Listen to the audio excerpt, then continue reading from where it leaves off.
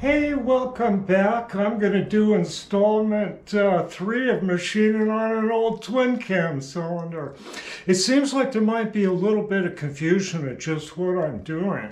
And what I'm doing is heavier machine work than your regular motorcycle shop does. I'm going to take and remove totally a sleeve out of a cylinder. And I can do that probably more efficiently than most people because I have an Axelson lathe that's got muscle and strength. And I've known people that have seen me do this and have tried to do it on lesser pieces of equipment. I put a photo of me doing this exact same thing nearly 30 years ago on a Lodge and Shipley power turn, which is a size heavier machine than this Axelson. It was 18 actual swing, and this one's a 16 3/4. So I'm going to take and I'm going to put that back into this fixture here that I use for all kinds of cylinders, including small dirt bike cylinders. I can also bolt plates to this. I can weld something to a plate, bolt it onto this, and machine it. I machine all kinds of things. I'm not going to show you in this video how to properly do Harley Davidson cylinders. I will do that at a later time. But what I can show you right now is how to muscle a sleeve out of a cylinder. Now what I'll do, I don't have a replacement sleeve on hand, but this is a twin cam cylinder here that had been bored out from the 88 to the 90, whatever it is, and it doesn't leave very much left. You can see how thin that skirt is. So what I will do with this cylinder is press in a sleeve, restoring the cylinder back to original, and it'll work fine. Okay, all of this comes out and a new sleeve comes in. And I get sleeves from the LA sleeve and the other sleeve outfits. And also can modify truck sleeves. I can put a sleeve in just about everything. Okay, I'm going to get this set up and we'll do some hogging. Okay, here's the second cut on it. The metal's a lot softer. I got underneath the worn metal from being run. So I'm going to dial in, let me see.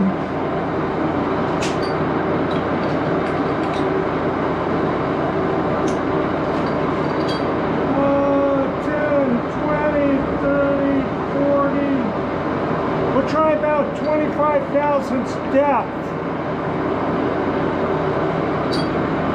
I'm almost thinking of increasing the feet a little.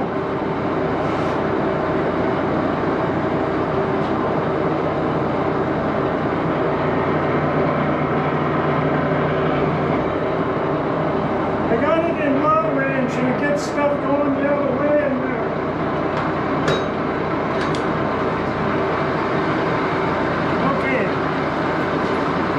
See what happens.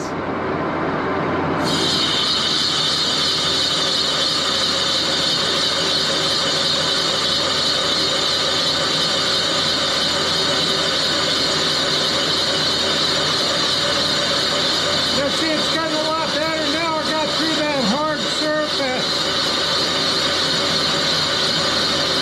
Now that's removing 25 thousandths depth and increasing the actual bore diameter by 50 thousandths. We'll be cutting that sleeve totally out pretty quick.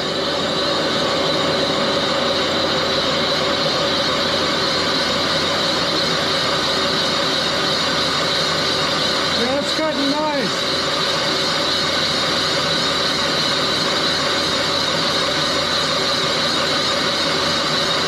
Now I'm not reboring this cylinder. I'm cutting the sleeve totally out for sleeve replacement.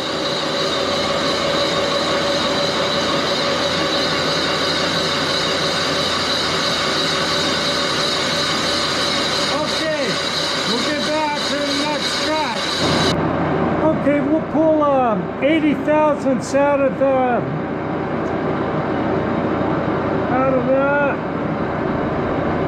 40 thousandths depth of cut.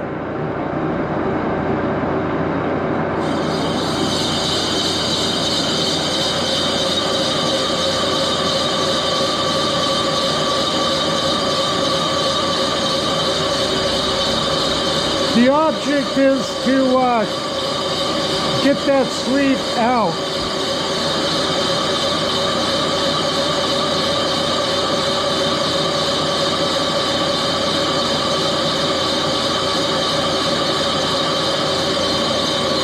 We're running about 200 RPM.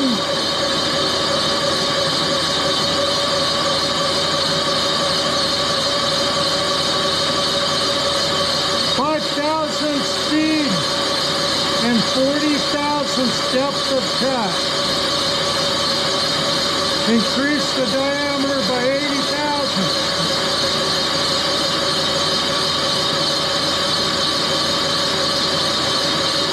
Now I'm using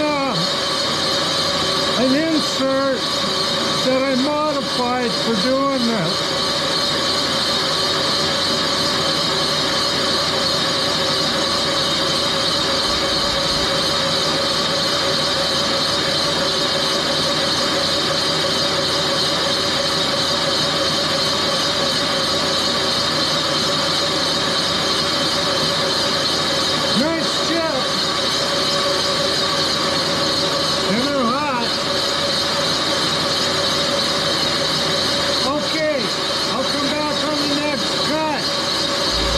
Okay, I'm out here still boring on that sleeve this morning, and I'm going to flip this insert around, see if I can get it out of there.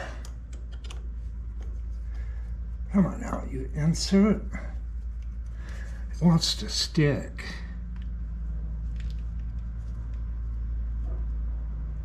Here it comes. I think it'll be fine.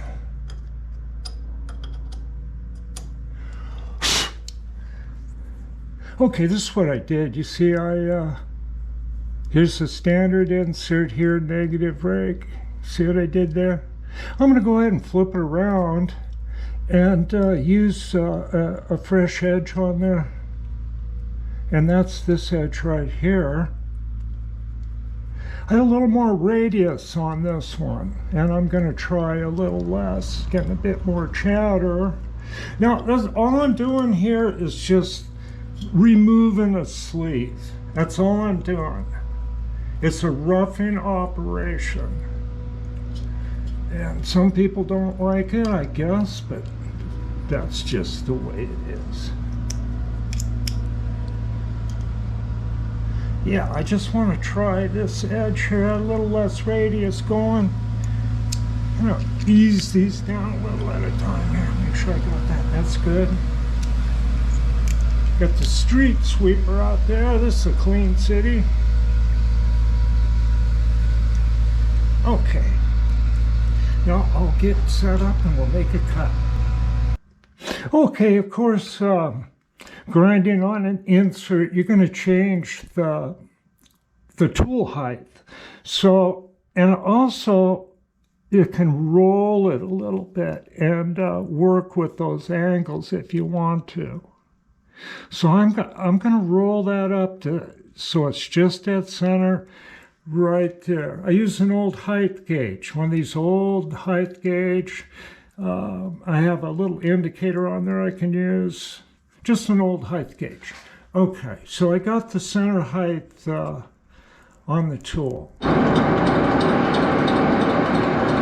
Okay. Now I had to run it past the nuts here. I trimmed the nuts a little bit. This pass should take that sleeve out. We'll see.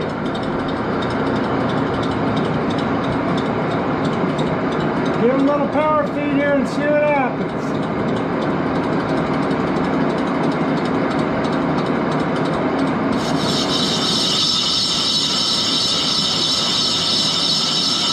Yeah, I'm into the aluminum.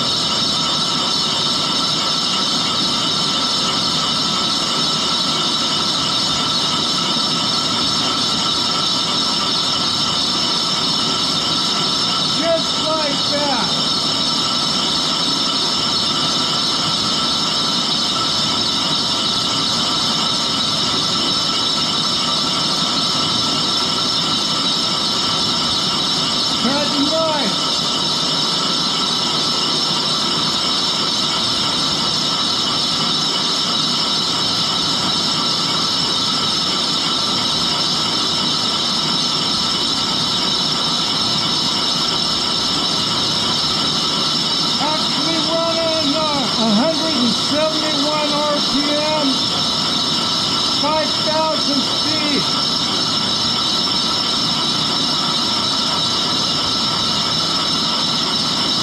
Looks like I'm cutting into the aluminum about 5 thousandths at the most, and that's fine.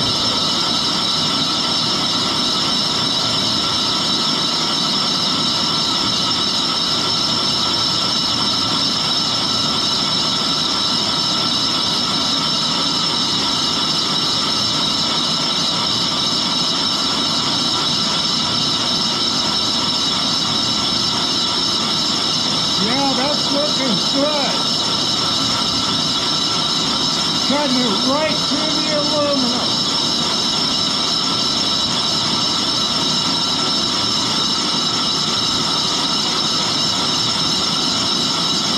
On an Axelson lathe that's more than 80 years old.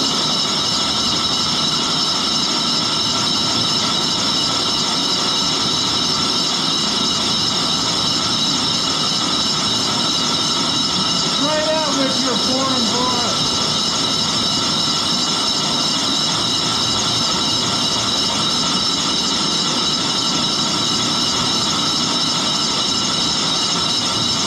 I'm talking motorcycle shop foreign bar. I'll talk more about shop equipment when it comes to Harley Davidson in the future.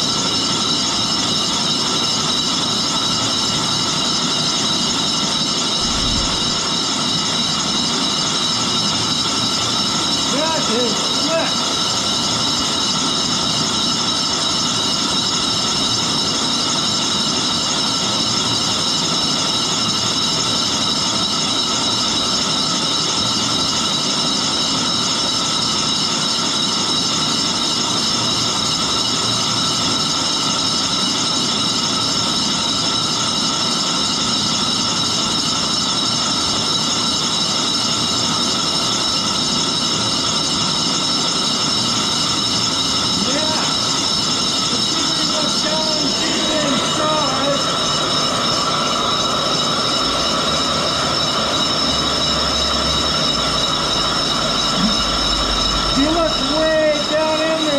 See that the skirt has already cut loose.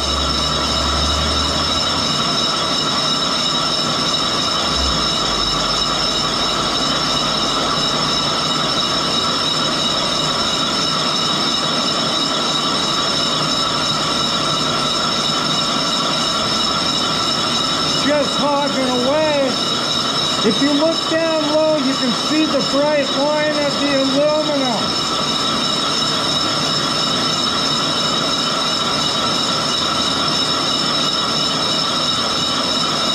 Oh, this is great. Just like I like it to happen.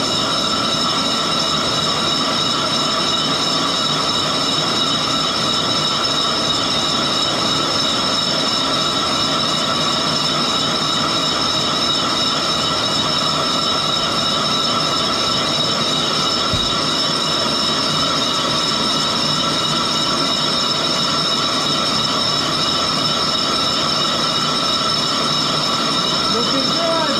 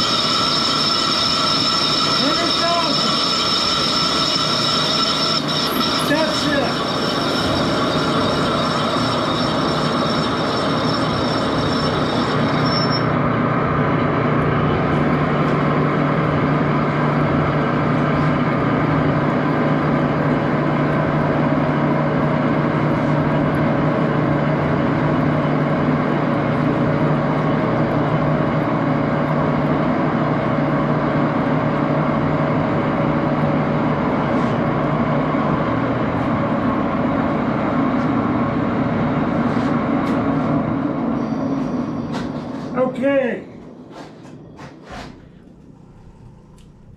Move you up close here. Let's wipe it out.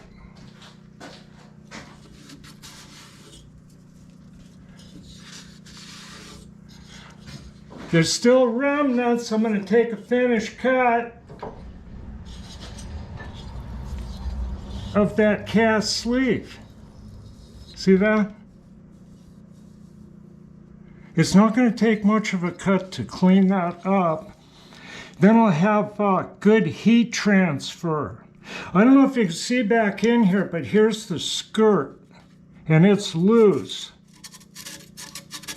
So I'll go ahead and take a cleanup cut on that.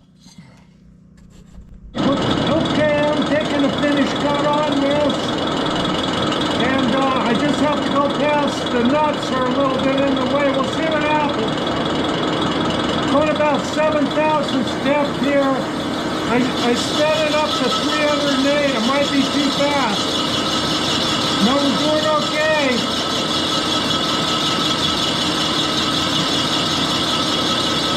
Now that's cleaning that aluminum out good.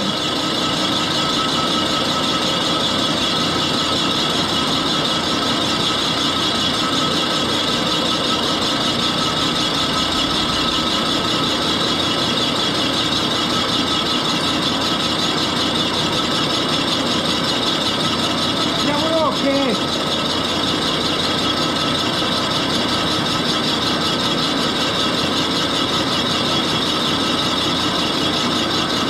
Those little spots of cast iron are called spiny locks. They cast the aluminum around that cast iron sleeve, and the sleeve had bumps on it to keep it from moving. Now the sleeve I install will have a shoulder at the top, and the cylinder head will keep it from moving.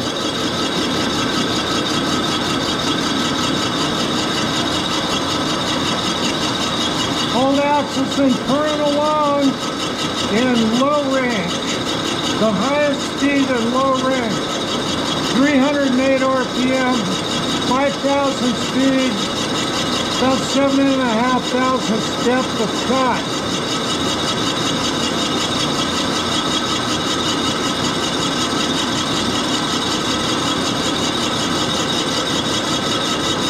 Now, that's the last cut I'll make on the lathe.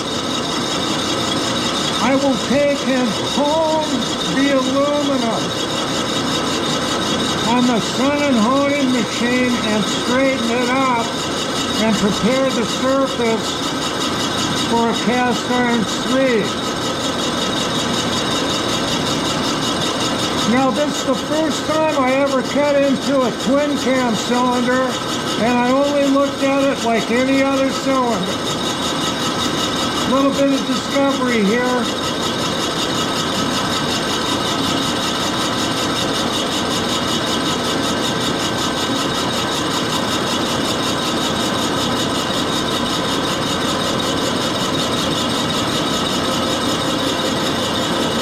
Yeah. Whoa. Like it drifted over, right from vibration.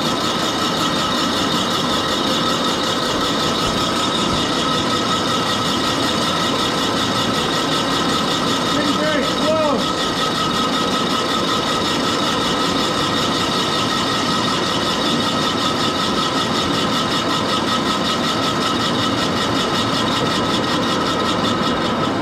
That's it.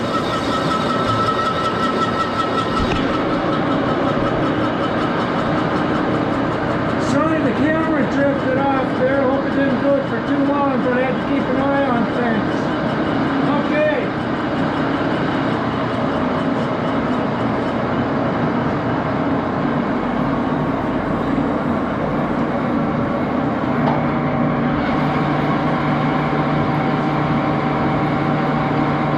Clean it out, huh?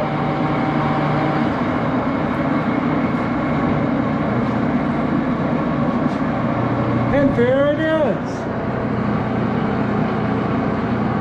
How about about that. Here, I'll pull it off.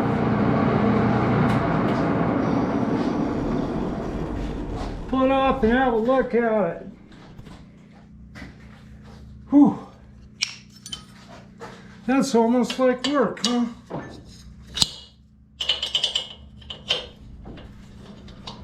Break those things loose.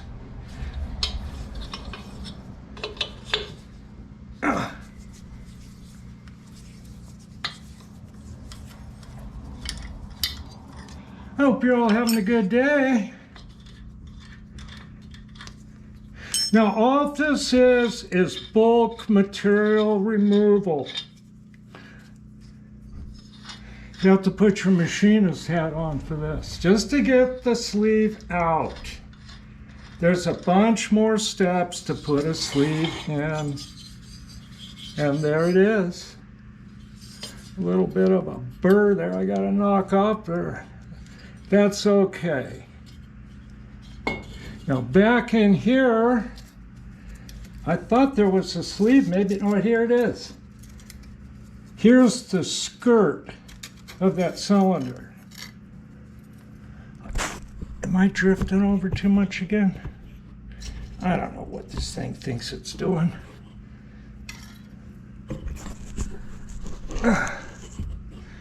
Things are tough out in the field. Okay, here's the skirt. Remember it looked like that? Yeah. See, I can put a sleeve in there, no problem. Got it down to the aluminum. There's enough room for a small shoulder up to the bolt holes here, see? It'll be fine. Perfectly fine. Okay. Set that over there. Be back in a second. I have an old twin cam Harley. It's a 2001 night train. And a little bit of a story goes with that thing. But anyway, I don't know if anyone's done it, but I'm going to take a look and see if anyone on YouTube ever bored the sleeve out of a twin cam cylinder. But at any rate, it's probably a useless thing to do because there's probably a whole bunch of these things on eBay. I don't know. But I sleeve cylinders and all kinds of cylinders and stuff. If they'll fit on the lathe here, I can do it. But I just wanted to check that out, and I'm looking at it. It's thin in areas, but I could put a sleeve in that and return it to the stock factory bore, which had a pretty thick skirt, you know, this little rusted skirt. Not no good no more. So I can fix that. Now the next step I would do is sun and hone this. I put some silicon carbide stones on my AN 600 mandrel in my 1600 horizontal honing machine, and put a really good finish on the inside of this and straighten it up. It's got about 1/1000th taper from this old lathe, and which is all just fine. That'll clean up really quickly. Now, one of the things I want to remind you about the sun and hone is you can cut something and it can be wobbly, it can be tapered, but if the hole is basically straight through, the sun and hone won't change the direction. It goes the easiest path. So if you have a lathe like this old one here, it's cutting 1/1000th taper, you can easily correct that with the sun and hone, and I mean easily. And especially something like this that you can reverse, because reversing the work keeps the hone true. And that's part of what I do, is work with the sun and hone. And I've use that in combination with the industrial machines I have here to work on air-cooled engines. Now, automotive shops aren't any good at working on air-cooled engines because they're working on automotive stuff. And it's like automotive shops aren't very good at working on aircraft engines, and aircraft mechanics aren't all that great. My dad was one working on vehicles. And the motorcycle thing, especially Harley Davidson and Indian back in the past, was totally separate from aircraft, and automotive is a different bunch of people. So anyway, I can kind of bring that experience to the table because I'm that old. Okay, I hope you enjoyed this video. I thought it really got a couple people mad, and it got that's okay. My job on this was metal removal, and I showed that I can remove metal out of this. I could bore the cast iron sleeve totally out of this aluminum, and without fooling around with the video and having the tooling intact, now I can knock the sleeve out in 15 minutes each cylinder. So in 30 minutes I can knock the sleeves out. Then I can create new sleeves on the lathe here too, using the steady rest that I fitted to the lathe here. And I have a really large, let me see if I can get, I don't know if this is going to swivel, well, I'll show that later. I have a really large bull tail center. So I can buy generic sleeves, I can buy truck sleeves, and a lot of times, see, I'll do that rather than buying sleeves that are intended for something, because they usually cost more and they usually don't fit as good as I'd like to fit. I like to make the hole, and then I like to make the part that goes in the hole. So I kind of do the whole thing, and I don't think I waste a lot of time doing it. And I'm going to start doing a little bit more of that. The equipment you see in my shop, you're not going to see it in motorcycle shops. I mean, I do all kinds of other things, and that's how this equipment is supported, you know, so it's a variety of things. So anyway, as far as the Harley Davidson thing goes, I'm qualified. Okay, so I'll leave it at that, and I'll be back with something different. Hey, okay, I had this 3-jaw chuck off the lathe, and I'm going to put it back on, and I'm in this habit. And this is why chucks hold up good for me. And I just reground this chuck, and I don't want to do it again. So this is what I do. Let me get this back. Now I got the jaws wound back. Let me set that there. And you can see the scroll moving, see? See the scroll moving back in there? Get it so you can see the scroll. And give it a shot of oil in there. And then rotate it. I'm going to put a little shot on the other side here. Make sure it gets around. You just want to make sure that scroll has got oil. Okay, now I'm going to wind the jaws back in and put it on the lathe, and we'll check it.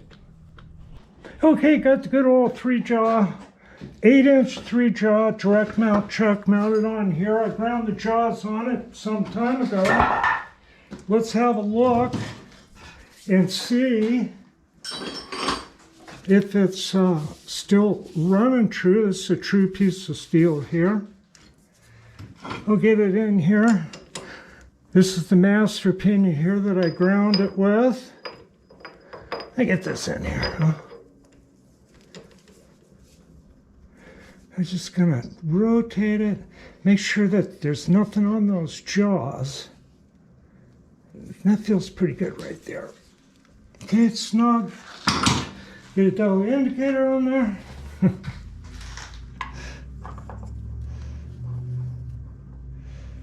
Okay.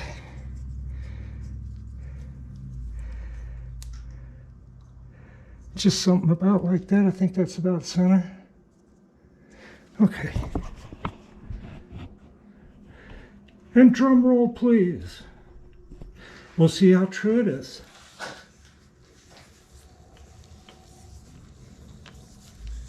No, that can't be. It can't be.